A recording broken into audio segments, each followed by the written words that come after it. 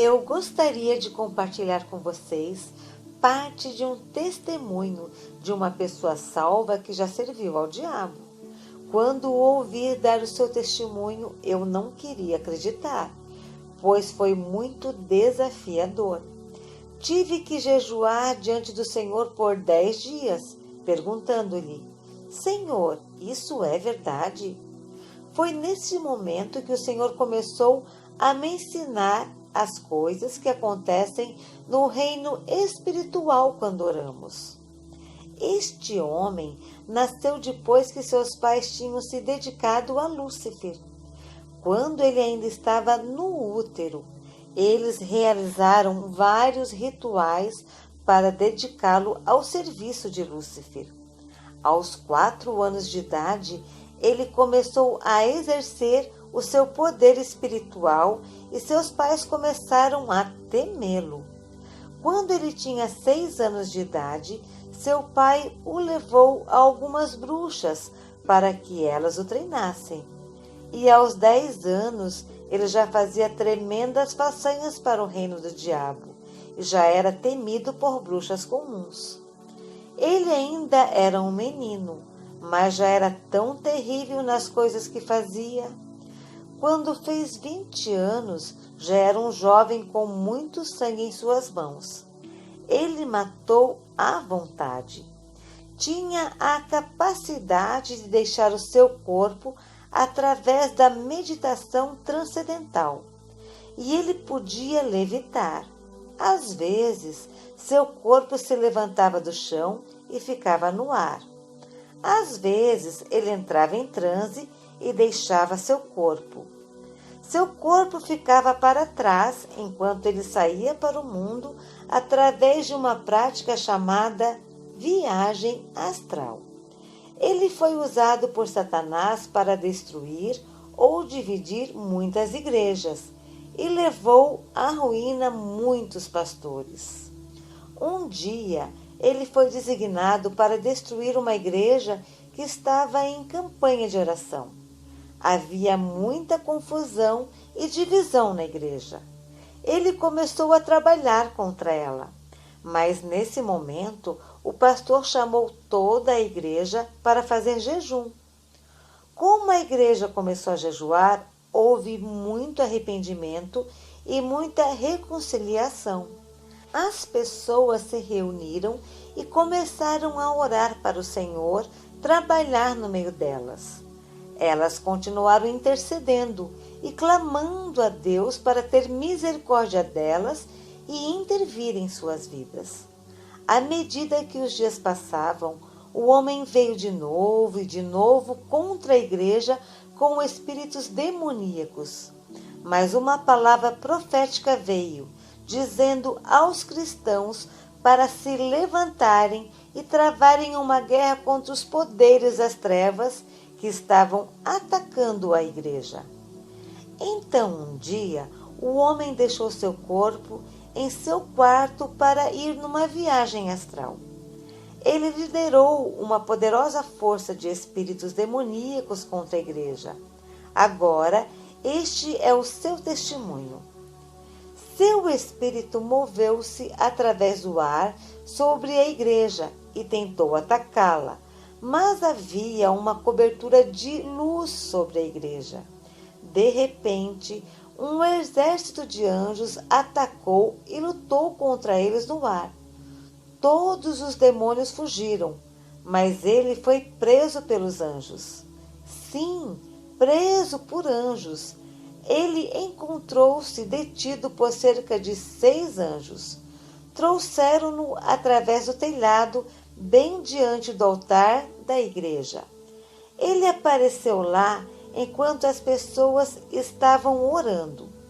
Elas estavam em profunda oração, engajadas na batalha espiritual, ligando e quebrando e lançando para fora. O pastor estava na plataforma conduzindo as orações e a guerra. O Espírito do Senhor falou com o pastor. O jugo foi quebrado e a vítima está aí atrás de você. Ajude-o por meio de libertação. Quando o pastor abriu os olhos, ele viu o rapaz deitado ali. Seu corpo estava com ele. Ele estava em seu corpo. O jovem disse que não sabia como seu corpo se juntou a ele. Ele o tinha deixado para trás em sua casa. Mas lá estava ele em seu corpo. Ele não sabia como tinha entrado. Tudo o que sabia era que o anjo o trouxe através do telhado. Ora, essas coisas são difíceis de acreditar. O pastor silenciou a igreja e disse-lhes o que o Senhor tinha falado com ele. E então perguntou ao jovem: quem é você? O jovem estava tremendo, pois os demônios começaram a sair dele. Então eles oraram por sua libertação e logo após ele começou a compartilhar sua história. O jovem se converteu ao Senhor e agora é um evangelista pregando o evangelho. E está sendo usado pelo Senhor poderosamente na libertação de outras pessoas. Uma noite eu, John Mullins, fui a um jantar. A única razão pela qual eu fui era que alguém tinha me dito que esse jovem estava lá. E eu estava muito curioso para vê-lo e descobrir se a história era verdadeira. Então eu participei do jantar e mais tarde foi dado a ele a oportunidade de dar o seu testemunho. Ele falou sobre muitas coisas. Às vezes ele chorava por causa das coisas que tinha feito. Quando terminou, ele fez um apelo. Havia muitos pastores na sala. Ele disse: rogo a vocês, pastores, por favor, ensinem o povo a orar. As pessoas que não oram podem ser usurpadas em qualquer coisa pelo diabo, e existem maneiras que o inimigo usa para explorar suas vidas e suas orações. O inimigo sabe como explorar as orações daqueles que não sabem como orar. Ensinem as pessoas a usar a armadura espiritual que Deus proporciona. Efésios 6, versículos 13 ao 18. Então, ele contou como levou expedições através do ar. Ele ia com outros agentes satânicos e muitos espíritos demoníacos.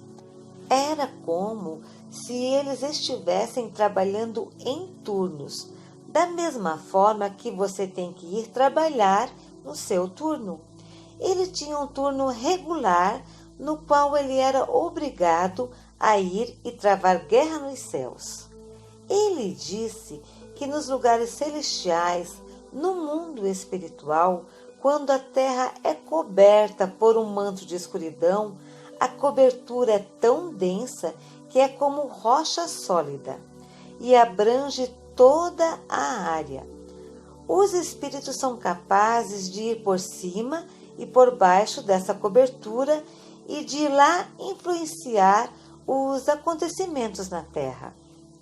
Quando os maus espíritos e os agentes satânicos humanos terminam seus turnos, eles vão para a terra nos pontos de aliança, na água ou na terra, para revigorar seus espíritos. Como eles revigoram seus espíritos? Pelos sacrifícios que as pessoas fazem nesses altares. Eles podem ser sacrifícios de feitiçaria, derramamento de sangue de todos os tipos, incluindo o aborto, guerra e sacrifícios humanos e animais. Podem ser sacrifícios de imoralidade sexual, nos quais as pessoas praticam perversões sexuais e todo tipo de promiscuidade. Tais atos fortalecem esses poderes. Existem muitos tipos diferentes de sacrifícios. Ele Ele disse que quando os agentes satânicos estão nas regiões celestiais e os cristãos começam a orar na terra, as orações dos cristãos aparecem para eles em 3 formas. Todas elas aparecem como fumaça que estão subindo em direção ao céu. Algumas orações aparecem como fumaça que deriva ao longo e desaparece no ar. Estas orações vêm de pessoas que têm pecado em suas vidas, que não estão dispostas a tratá-los. Essas orações são muito fracas, pois elas são desintegradas e desaparecem no ar. Outro tipo de oração é também como fumaça. Levanta-se para cima até atingir a rocha, mas não consegue romper a rocha. Estas orações geralmente vêm de pessoas que tentam se purificar, mas não têm fé quando oram. Elas costumam ignorar outros aspectos importantes que são necessários quando ora. O terceiro tipo de oração é como a fumaça que está cheia de fogo. Quando sobe, é tão quente que quando atinge a rocha começa a derreter como cera, perfurando a rocha e a atravessa.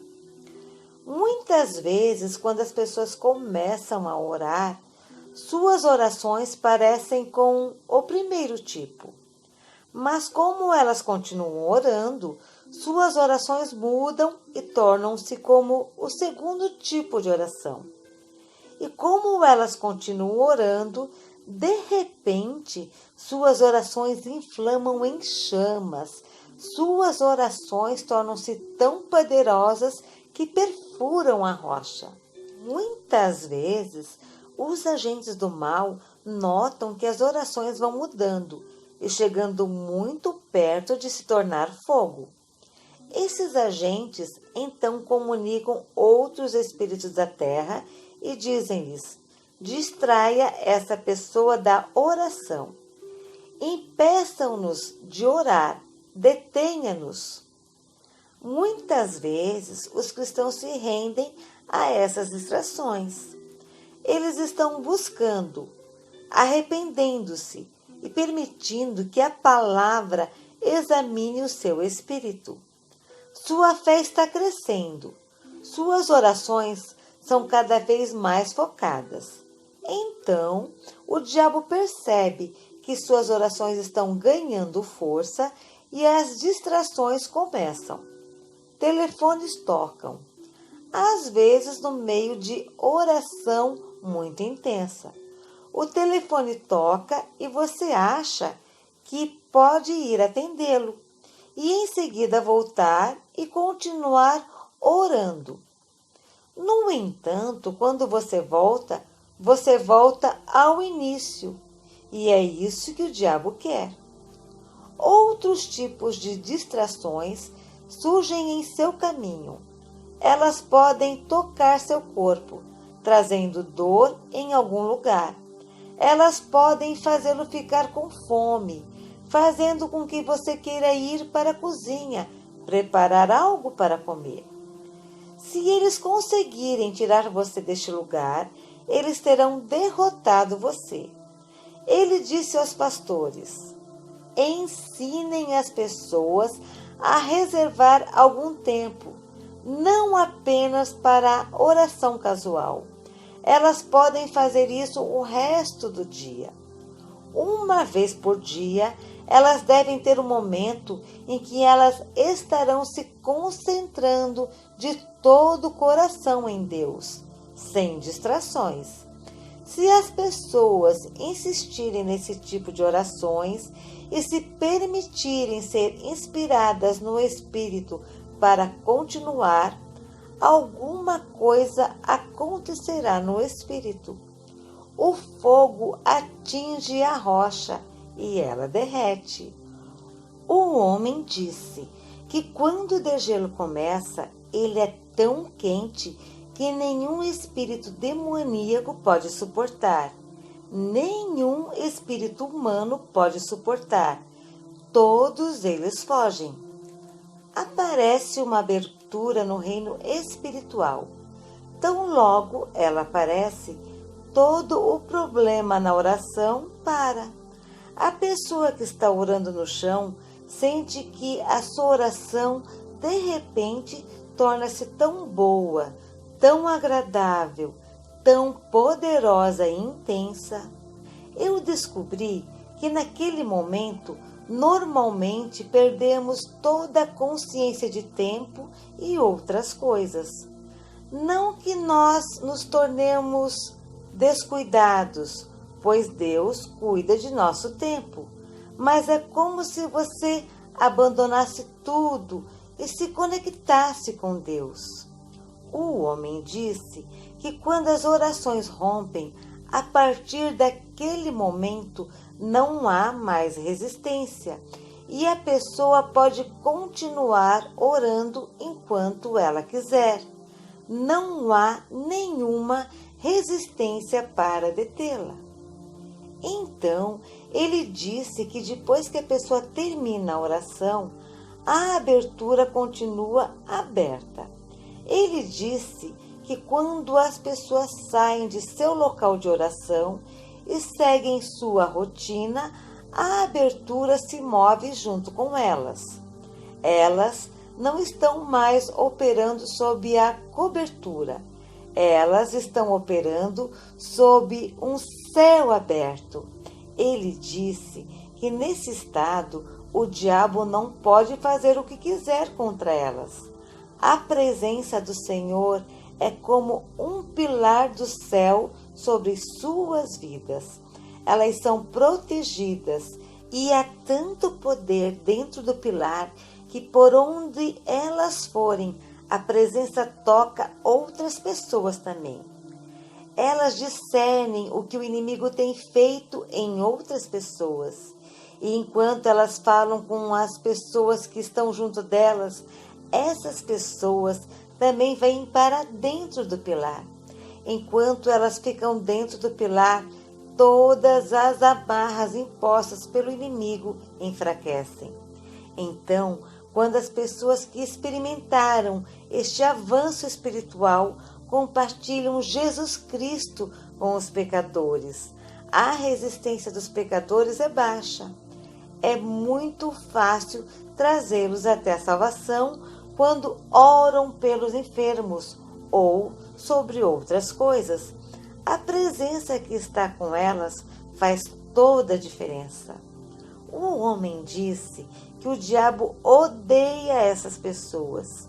Ele disse que em lugares onde a oração acontece regularmente dessa forma, a presença vem sobre aquele lugar e não sai mais. Quando as pessoas que não conhecem a Deus entram em tal lugar, todas as amarras de repente se enfraquecem. Se alguém está disposto a servi-las com paciência e amor, elas podem facilmente ser atraídas para a salvação. Não pelo poder nem pela força, mas pelo Espírito de Deus que está presente. Mas ele disse que, se ninguém se preocupa em alcançá-las, elas apenas entram na sua presença, sentem-se condenadas e começam a debater se devem ou não ceder. Se elas não são atraídas para a salvação, quando se afastam daquele lugar, suas amarras ficam mais fortes e o diabo tenta o seu melhor para impedi-las de entrar em um ambiente como esse novamente. Como você pode imaginar, todos nós ficamos olhando para o homem enquanto ele nos contava as coisas que costumava fazer e ver. Em seguida, ele nos disse o que os inimigos faziam para aqueles que rompiam em oração. Ele disse que marcavam essas pessoas e os estudavam. desenterravam tudo o que pudessem encontrar sobre eles. Então, sabiam de suas fraquezas. Quando alguém superasse em oração e rompesse, eles se comunicavam com outros espíritos dizendo: marque-o com isso, isso e isso. Estes são os seus pontos fracos. Entretanto, quando a pessoa sai de seu quarto de oração, o espírito de oração é sobre ela. A presença é com ela. Seu espírito é elevado e a alegria do Senhor é a sua força. No entanto, o inimigo sempre tenta trazer coisas que possam distraí-la de se concentrar no Senhor. Se a fraqueza da pessoa é na área de temperamento, o inimigo vai levar pessoas a fazer coisas para deixá-las irritadas.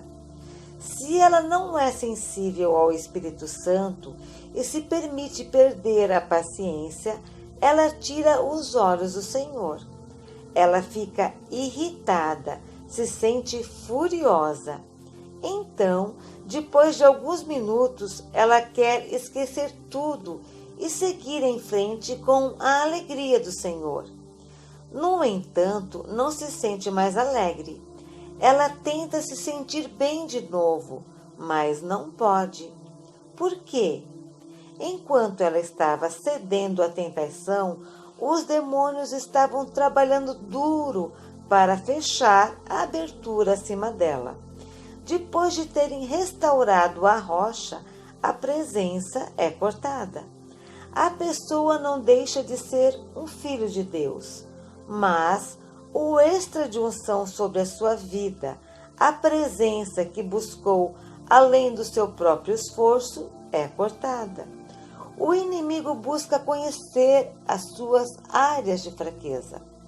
Se a fraqueza é a tentação de cometer imoralidade sexual, o inimigo vai preparar pessoas ou eventos, algo para despertar a paixão de repente e para levar à tentação. E se a pessoa cede à tentação e abre a mente para receber e entreter os seus pensamentos, quando ela volta e quer estar novamente na unção, ela descobre que a unção não está mais lá. Você pode dizer: isto não é justo. Basta lembrar o que a Bíblia diz. Coloque o capacete da salvação. Vista a couraça da justiça. Nós, normalmente, não entendemos o papel dessas armas na guerra. Mas lembre-se que Jesus nos ensinou no final da oração do Senhor: não nos deixeis cair em tentação, mas livrai-nos do mal. Toda vez que você tiver um avanço na oração, lembre-se que você ainda é um ser humano fraco. Lembre-se que ainda não foi aperfeiçoado. Diga ao Senhor: Senhor, que eu tenha gostado deste momento de oração, mas quando eu sair para o mundo, livra-me da tentação. Não me permita cair na armadilha do diabo. Eu sei que o inimigo está estabelecendo uma armadilha lá fora. Eu não sei de que forma ele vai fazer. E sei que ainda sou fraco em determinadas áreas. Dadas certas circunstâncias, vou ceder à tentação. Proteja-me, Senhor. Quando eu estiver indo para o caminho onde a armadilha foi armada, faça-me virar para o outro lado. Intervenha, ó Senhor. Não me deixe lutar só na minha própria força e habilidade. Livra-me do mal. Deus é capaz de fazê-lo. Ele é capaz. É por isso que as coisas acontecem às vezes. Tudo que você precisa dizer é: obrigada, Jesus. É por isso que o apóstolo Paulo escreveu no livro de 1 Tessalonicenses: dê graças a Deus em tudo, pois esta é a vontade de Deus em Cristo por você. Algumas coisas não são boas, elas são dolorosas e nos perguntamos por que Deus permite que aconteçam. Mas se soubéssemos do que Ele está nos salvando, nós o agradeceríamos. Quando aprendemos a confiar no Senhor, nós o agradeceremos em tudo. Amados, não sei se eu deveria ir mais fundo, porque eu não quero começar algo que eu não possa terminar. Mas deixe-me tentar ir um passo além. O homem disse que quando a oração rompe assim, a resposta sempre vem. Ele disse que não soube de um único caso em que a oração rompeu e a resposta não veio.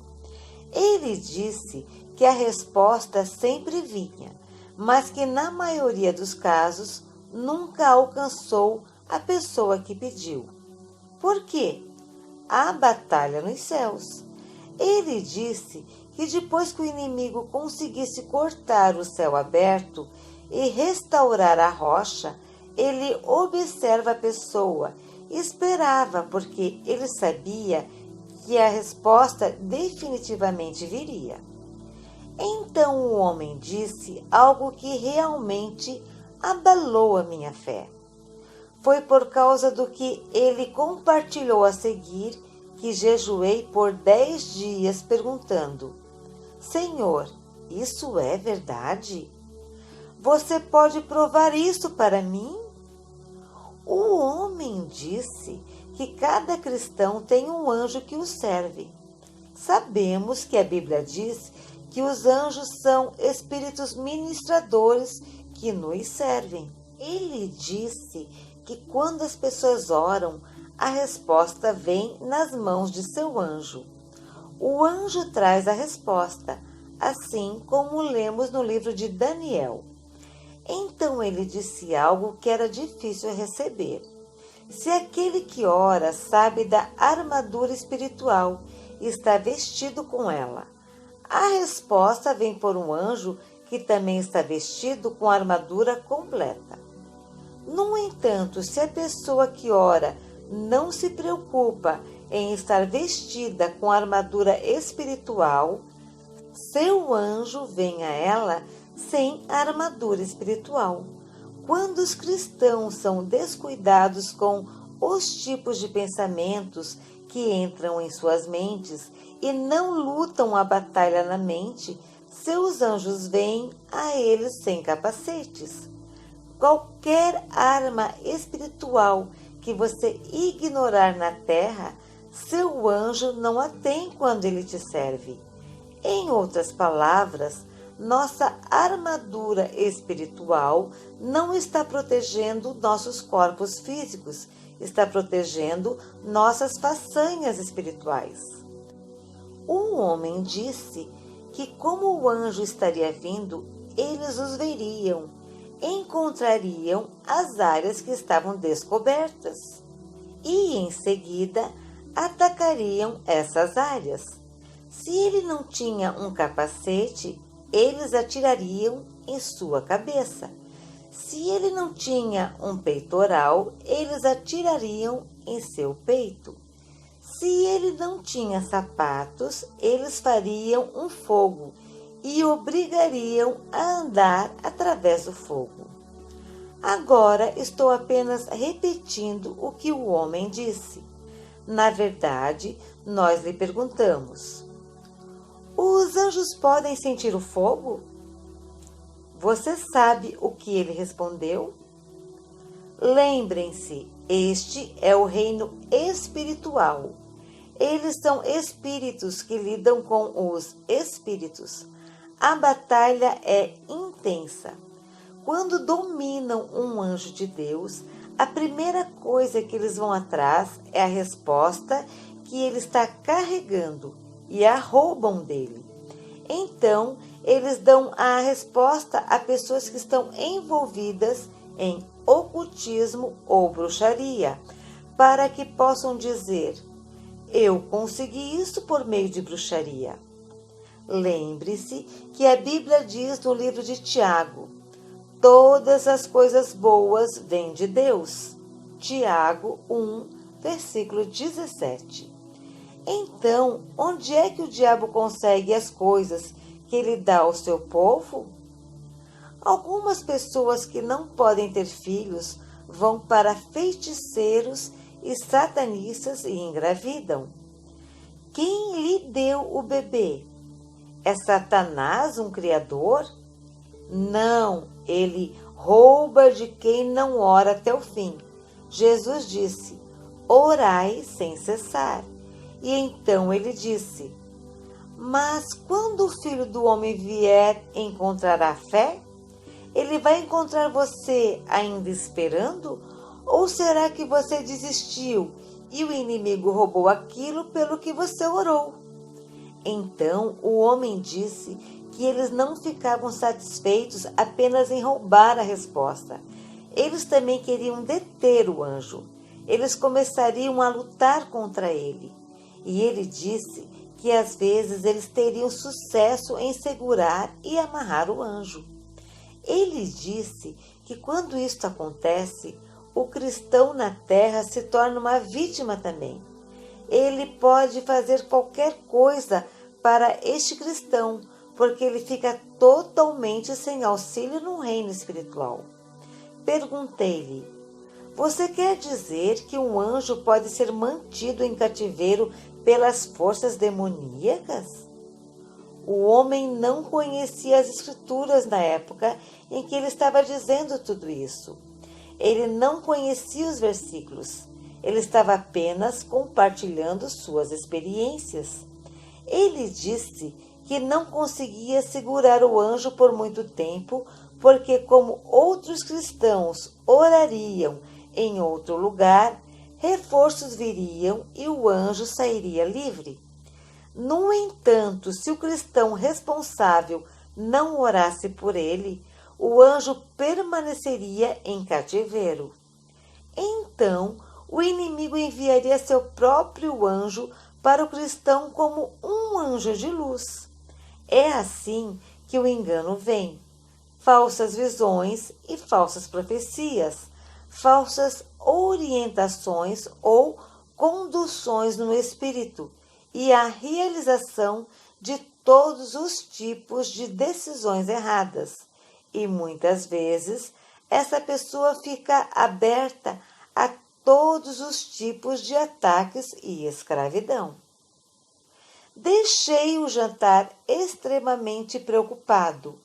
Eu perguntei ao Senhor: Senhor, eu não quero nem tentar acreditar nisso. Isso tira toda a minha confiança, a minha segurança.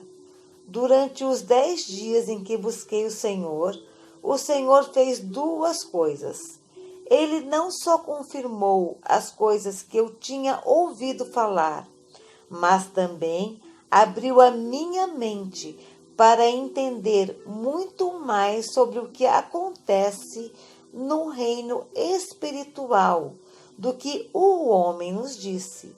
E 2, ele me levou para ver o que devemos fazer quando as coisas estão acontecendo, de modo que não sejamos derrotados, mas que possamos triunfar. Precisamos conhecer e realmente chegar a um termo com 3 coisas. Primeiro, como usar as armas da nossa milícia? A Bíblia chama de armadura de Deus. Efésios 6, versículos 13 ao 18. Não é nossa armadura, é a armadura de Deus. Quando a usamos, nós permitimos que Deus lute por nós. Segundo, compreender a relação entre espíritos ministradores, anjos, e nossas vidas espirituais, e ser sensível ao que está acontecendo em nossos corações, como uma direção sobre o que precisa ser feito no reino espiritual em nosso nome. Isso nos leva à terceira coisa: o Espírito Santo.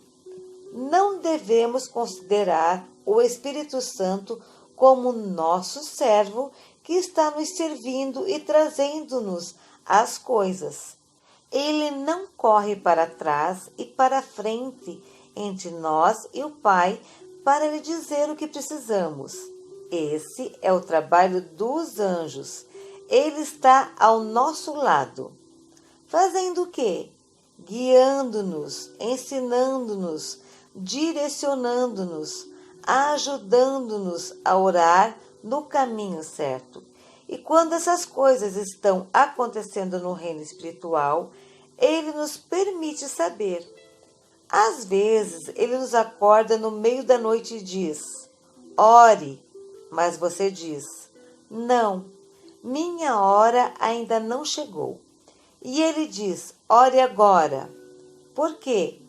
Ele vê o que está acontecendo no reino espiritual. Às vezes Ele diz: amanhã sem falta, mas você diz: oh, não, vou começar na segunda-feira. Mas Ele entende o que está acontecendo no reino espiritual. Devemos aprender a ser sensíveis ao Espírito Santo. Ele nos guia pelas veredas da justiça. Amados, temos que parar por aqui. Talvez amanhã de manhã vamos falar sobre como podemos orar, conhecendo as batalhas no reino espiritual e como podemos romper, e também como manter o nosso avanço, uma vez que tenhamos alcançado isso. Depois de aprender tudo, se tornará agradável. Então, vamos aprender uma coisa: a batalha não é nossa, a batalha é do Senhor. Aleluia! Vamos ficar de pé, olhe nos olhos de alguém e pense em quantas vezes essa pessoa pode ter perdido o que Deus tinha para ela. Junte-se as mãos, se puder, com 2 ou 3 pessoas e digam uns aos outros: não há necessidade de mais nenhuma derrota. Podemos vencer. Há poder suficiente para vencer. Jesus já terminou o trabalho. Orem uns pelos outros para que o Senhor nos ajude a superar. Nós não devemos perder a graça suficiente, poder suficiente para a vitória. Obrigada, Jesus. Shalom.